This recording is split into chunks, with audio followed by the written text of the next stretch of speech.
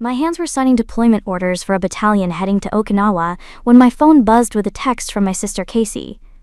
"Moving day tomorrow, come see the new place." You won't believe what I paid for this couch smiling face. I finished my signature, Colonel Shauna Iverson USMC, and looked at the message again. The emoji felt like a peculiar choice for someone about to spend more on furniture than most people earned in 6 months. But that was Casey. Everything was a performance, and I'd become a reliable member of her audience. I texted back, "I'll be there." What I didn't add, I'd be coming from a morning briefing on Pacific Force readiness, and I had exactly 2 hours before a secure video conference with CENTCOM. But Casey didn't need those details. She needed her little sister to show up and admire her success. And I'd gotten very, very good at playing that role. My name is Shauna Iverson. I'm 41 years old.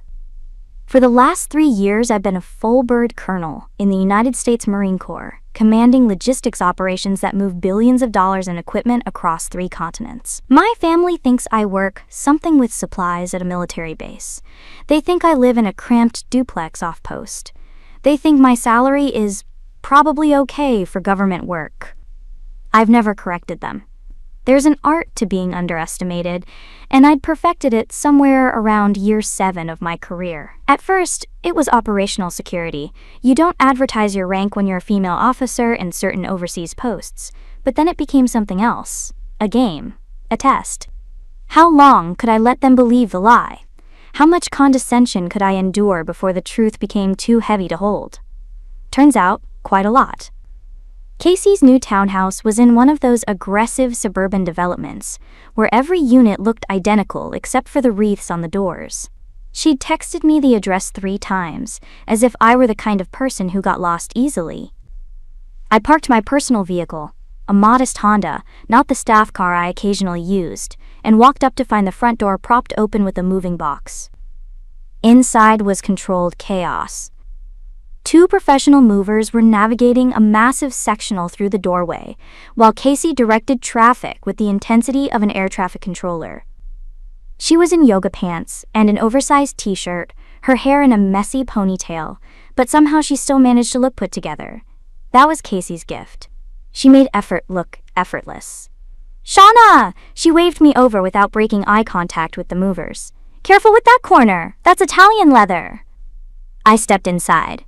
The townhouse was nice, open concept, plenty of natural light, the kind of place that looked expensive without trying too hard. Boxes were everywhere, labeled in Casey's precise handwriting. Kitchen, fine china. Living room, decorative pillows. Master bath, luxury towels. Everything was luxury, everything was fine, everything was curated for maximum impact. "Hey," I said, "place looks great." She finally looked at me, and her face did that thing it always did. A microsecond of assessment, calculating whether I was worth her full attention. I passed, barely. "Thanks, it's a mess right now, but wait until you see it furnished. Todd and I have been planning this for months." Todd was her husband, a pharmaceutical sales representative who wore expensive suits and talked about crushing quotas. He was fine, boring, but fine. The kind of man who referred to money as paper and thought it made him sound sophisticated. "Where is Todd?" I asked. "Golf, obviously." She rolled her eyes, but there was pride in it. Todd golfing on a Saturday meant Todd had important clients. Todd had a life that required regular absences. The movers finally got the sectional through the door and into position. It was enormous.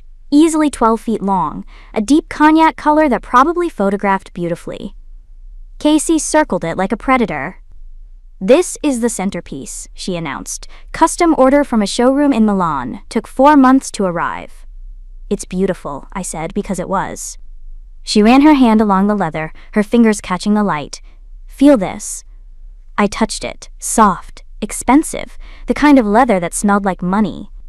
$8,000, she said, watching my face. I kept my expression neutral. "Wow." "I know, right?" Todd almost had a heart attack when I told him, but I was like, "We're only doing this once. We're not going to cheap out on furniture." One of the movers, a younger guy with a tablet, was checking something on his screen. The other, an older man with a gray beard, was already heading back to the truck. Casey patted my shoulder, and there it was. the gesture that summarized 15 years of sibling dynamics. Gentle, condescending, the physical manifestation of, "I'm doing better than you. Your whole apartment could fit on this couch, sister." I smiled. Probably. She didn't even notice the edge in my voice. She was already moving on, directing the movers toward the bedroom, explaining where the bed frame needed to go. I stood there in her living room, surrounded by boxes labeled with words like luxury and fine, and felt the familiar weight of the performance settle over me. This was the game. This was the test. I'd been playing it for so long I'd almost forgotten what the truth felt like. The thing about Casey is that she wasn't always like this. When we were kids, she'd been softer, kinder. We'd shared a bedroom until I was 12, staying up late to whisper about boys and teachers and the future we'd have when we grew up. But something shifted when she hit college. She'd gone to a state school, joined a sorority, and come back with a completely different operating system. Suddenly, everything was about status, about appearances, about winning some invisible competition I hadn't realized we were in. She'd married Todd right after graduation, and he'd amplified everything. Together, they'd built this life of careful consumption, the right house, the right cars, the right friends. They had a Pinterest-perfect existence, and they needed everyone to know it. Which made me, with my vague military job and my apparent lack of ambition, a problem. I didn't fit the narrative. I didn't post Instagram photos of exotic vacations or designer handbags. I didn't talk about investments or real estate markets. To Casey's social circle, I was the sister who never quite figured it out. And I let them think that. Because here's what they didn't know. I lived in historic officers' quarters on a Marine base that dated back to World War II. My cramped duplex was actually a fully restored 400-square-foot residence reserved for senior field-grade officers. It came with original hardwood floors, a wraparound porch, and a view of the parade ground where Marines conducted evening colors. The furniture? All custom, all antique, all selected by a military historian who specialized in period-appropriate furnishings for historic properties. That Italian leather couch Casey was so proud of? I'd sat on nicer ones in the commandant's residence, but I didn't tell her that. Because watching her perform her success was infinitely more interesting than explaining my own. The afternoon crawled forward. More furniture arrived, a dining table, a bedroom set, accent chairs that cost more than most people's monthly rent. Casey documented everything on her phone, pausing to take photos at strategic angles. "This is going to look amazing on Instagram," she said, adjusting a throw pillow. "Everyone's going to die." Todd arrived around 3 p.m., still in his golf clothes, smelling like expensive cologne and grass. He did the rounds, handshake for the movers, kiss for Casey, nod for me. "Shauna, good to see you." "You too, Todd." "How's the, He snapped his fingers, searching for the word. "The military thing?" "Keeping me busy." "I bet. All that supply chain stuff?" He said it like someone describing a particularly boring spreadsheet. "Casey tells me you're still at the same base?" "Yep." "No promotions or anything?" I thought about my promotion ceremony 6 months ago. The 2-star general who'd pinned on my rank. The reception afterward where I'd had conversations with the senator and the undersecretary of defense. "Not yet," I said. He nodded sympathetically. "Tough field. Government work, you know? Not a lot of room for advancement." Casey reappeared with her phone. "Babe, come take a picture of me with the couch." "Shauna, you want to be in it?" "I'm good."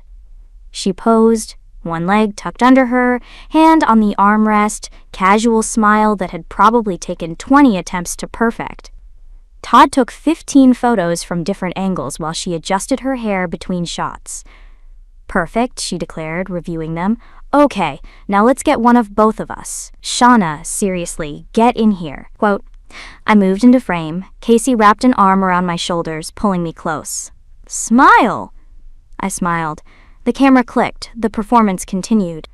Later, she posted it with the caption, "New house, new couch, same sister, 2 hearts, #family first, #blessed life, #Italian leather." Same sister. As in, the constant. The one who stayed the same while she ascended. I wondered if she even heard what she was saying. Over the next few weeks, Casey texted regularly. Photos of the finished rooms, links to furniture websites, invitations to a housewarming party I couldn't attend because I'd be in Quantico. "Can't you reschedule?" she'd asked when I told her. Not really. What could possibly be more important than family? I had thought about the advanced logistics training I was delivering to officers from 7 different countries, about the strategic partnerships I was helping to build, about the very real impact my work had on global stability. You're right, I'd said instead, I'll try to move things around. I didn't move things around. I went to Quantico, I delivered the training, I had dinner with a 3-star general who specifically requested my presence. And Casey had her party without me. She sent me photos afterward. Her house was full of people I didn't recognize. Todd's work friends, her sorority sisters, neighbors who'd already become part of their inner circle. Everyone was holding wine glasses and looking attractive and successful. "Missed you," she texted. Everyone was asking about my sister. I told them, "You're really dedicated to your job." Dedicated, like it was a character flaw, like I was choosing paperwork over parties. I stared at that text for a long time before responding, "Sorry I missed it. House looks amazing." She sent back a heart emoji. That was the extent of our communication for 2 months. The call came on a Tuesday, not from Casey directly, but from my mother. "Casey's having another furniture delivery this weekend," Mom said. "She wants you to come see, says it's important." "What's being delivered?" "I don't know, honey, something expensive probably. You know your sister." I did know my sister, and I knew that important meant she wanted an audience for whatever status symbol she'd acquired. "I'll try to make it," I said. "She really wants you there, Shauna. I think she's trying to include you." Include me, as if I were on the outside of something, waiting to be let in. I thought about the previous weekend, when I'd been in Okinawa reviewing base infrastructure with the 3rd Marine Expeditionary Force commander. I'd stood on a tarmac watching ospreys take off at sunset, feeling the thrum of rotors in my chest, and thought, this is what I chose. Not the Italian leather couch. Not the Instagram photos. This. "I'll be there," I told my mother. And I meant it. Because the game wasn't over yet. Because I still wanted to see how long I could maintain the performance. Because some part of me, the part that remembered sharing a bedroom with Casey, still hoped she might see me. Really see me. Saturday arrived with unseasonable heat. I'd been up since 5 a.m. reviewing requisition reports, and by the time I drove to Casey's townhouse, I was already exhausted. The development looked different in harsh daylight. Less charming, more manufactured. The identical wreaths now seemed aggressive in their uniformity. Casey was in her driveway when I arrived, directing yet another delivery. This time it was a different company, higher end, judging by the truck. The movers wore matching uniforms and moved with the precision of people who handled expensive things regularly. "Shauna!" Casey waved me over, her face flushed with excitement. "Perfect timing!" I walked up. "What's being delivered?" "You'll see." "Come on, they're bringing it in now." Inside, the house had fully transformed. Every surface was styled within an inch of its life. Coffee table books arranged just so. Throw blankets casually draped. Plants positioned for maximum aesthetic impact. This wasn't a home. It was a showroom. The movers were carefully maneuvering something large through the door. As it came into view, I recognized it immediately. Another sofa. But not just any sofa. This one made the first look modest. It was massive, easily 14 feet long, upholstered in what looked like hand-woven fabric, with brass details that caught the light. The kind of piece you saw in design magazines under headlines like investment furniture. Quote, Casey was vibrating with pride. Custom made, took 9 months. "It's impressive? Feel this leather?" I moved closer. The material was unbelievably soft, clearly expensive. The kind of textile that probably had a pedigree. $8,000, she said. I paused. "This one?" "No, the other one was 8,000. This one is more." She patted my shoulder again, that same condescending gesture. "Your whole apartment could fit on this couch, sister." There it was, the line that was supposed to make me feel small, the reminder that in her world I was less than, that my life was somehow diminished because I wasn't buying furniture that cost as much as a car. I was about to respond, something diplomatic, something that maintained the performance, when the younger mover, the one with the tablet, squinted at his screen. His face shifted, confused. "Oh, ma'am?" He looked up at Casey, I think there's been a mix-up. Casey frowned. What kind of mix-up? This says we're delivering to... He checked his tablet again. Lady, we're delivering your things tomorrow. It says here, historic military officer's residence, meaning an order from your sister. Silence. Actual crushing silence. The mover was still talking, oblivious. And that couch costs way over $8,000. The invoice says... Stop, Casey said. Her voice was strange. Hollow. The mover stopped. Todd appeared from the kitchen, sensing something wrong. What's going on? Casey was staring at me. Really staring at me, maybe for the first time in years. Her face was doing complicated mathematics, trying to reconcile what she'd just heard with everything she thought she knew. Shauna? Her voice cracked on my name. What is he talking about? I looked at the mover, then at Casey, then at Todd. The moment hung there, suspended, all of us waiting to see what I'd say. I could have deflected, could have laughed it off, made a joke, maintained the lie. But I was so tired. I ordered a couch, I said simply, for my residence. Your residence? The historic officers' quarters, on base. It's being refurnished. Todd's face went blank. Officers' quarters. Senior field-grade officers' quarters, technically, for colonels and above. The word landed like a grenade. Colonel? Casey's voice was barely a whisper. Full bird, Marine Corps, Logistics Command. The mover, finally reading the room, stepped back. So should we come back tomorrow for the actual delivery? I nodded, yes. Around 10 a.m., if that works. The base housing office will have you cleared through the gate. Yes, ma'am. Ma'am. Not lady, not miss, ma'am.